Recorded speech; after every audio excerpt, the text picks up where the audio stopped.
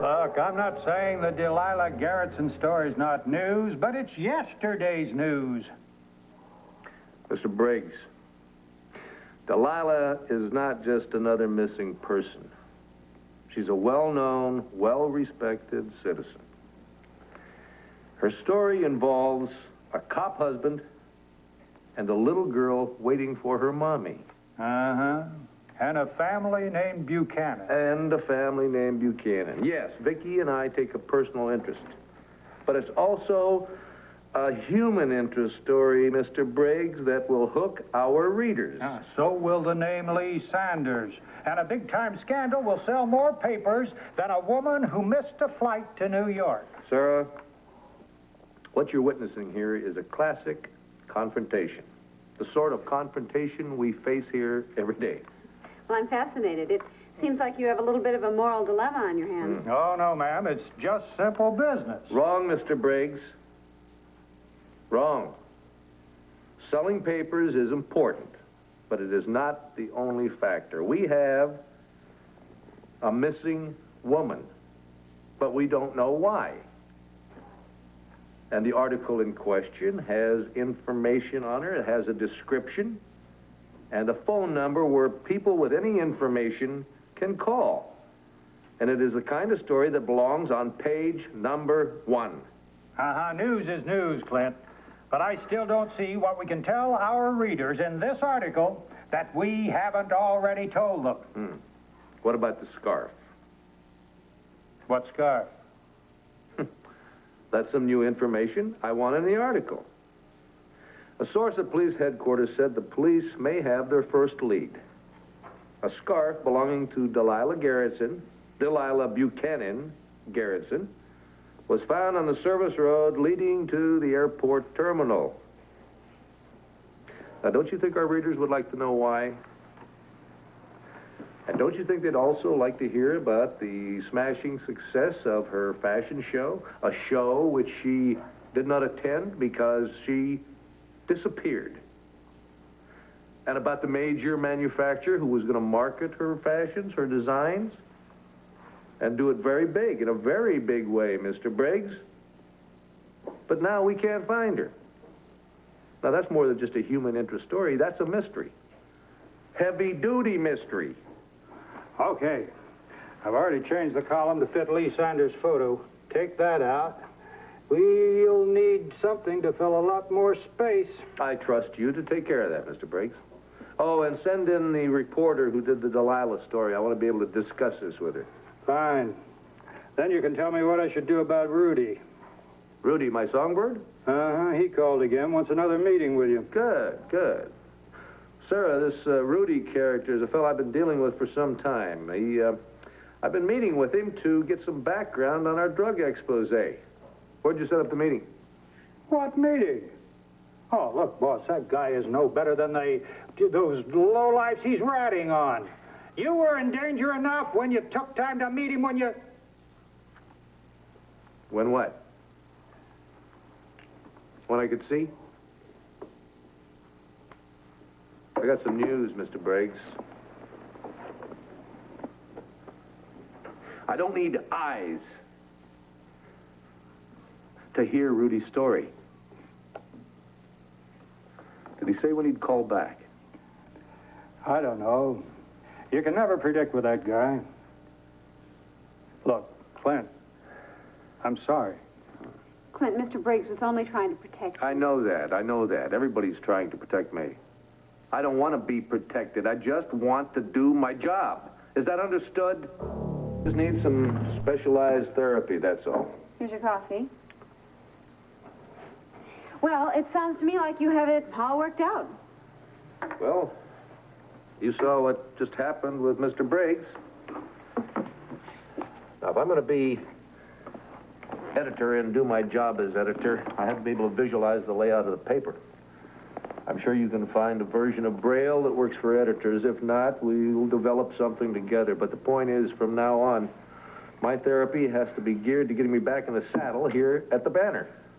Are you finished? For the time being. Let's hear your thoughts. Thank you. I would just like to remind you of our earlier agreement. Agreement? What agreement? That when it comes to therapy, I do the leading and you follow, not the other way around.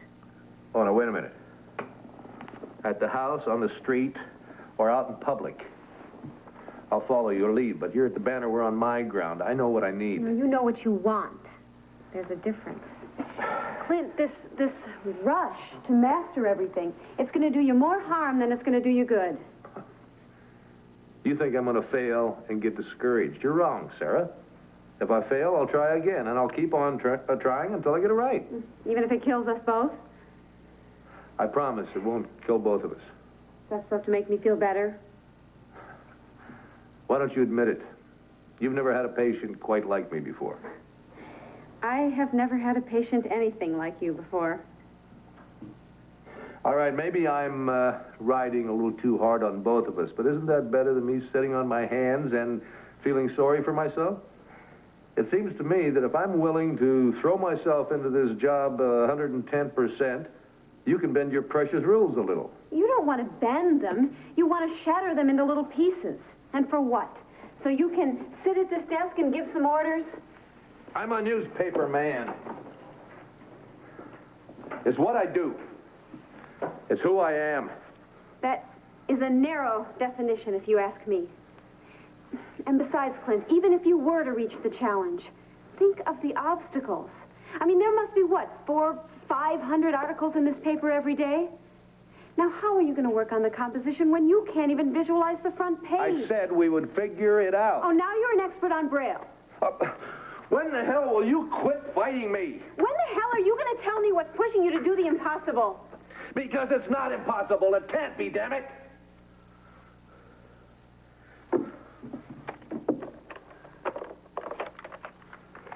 This is Buchanan. Tell Briggs to get that reporter in here pronto. Now, I may not be able to see and read what's going to be on page 1 tomorrow, but I can still damn sure hear it.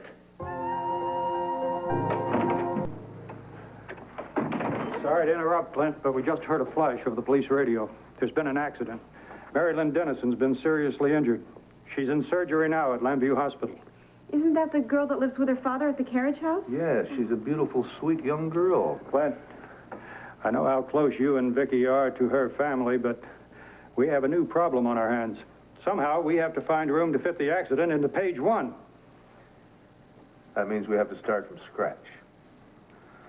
Sarah, I hope you're up to spending a long, long night.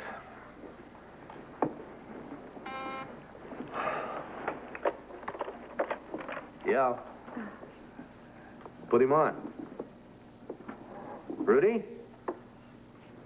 Rudy, my friend, I hear you have something for me. Yeah, but so what? Don't worry about that. I don't have to see you to hear you, do I?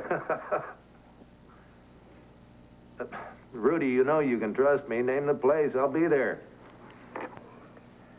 Yeah, I know where it is. Why there? All right. If the info's as hot as you say it is, I'll be there with bells on. You take care. I'm not going to meet that creep. That depends. Will you come with me?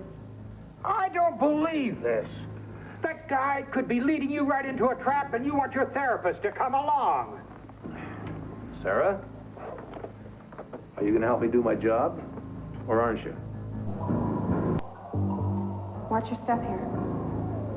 All right, I got it. Can you see anything? Not much. It's pretty dark. Take a second, let your eyes get used to it. You're sure you didn't see Rudy's car out there when you parked? I'm positive. Maybe we're early. I don't know. You okay now? Yeah. He said 10 o'clock. He's usually waiting on me. Clint, how well do you know this guy? I mean, can you trust him? He's been a good source of information for over 2 years. He's very dependable. He is a drug dealer. You know, Rudy's into a lot of different things. If it's illegal, he at least knows about it. He's the one to give us the first lead on the cocaine problem being so big in Lambview, especially with the kids. And when my reporters checked out his story, they found out it was all true. I'm just hoping that his information is enough that we can really nail Malcolm Vargas. What time do you think it is? I don't know, a little after 10? Maybe you'd like to go back to the car and wait for him there. Forget it. I am not leaving you here alone.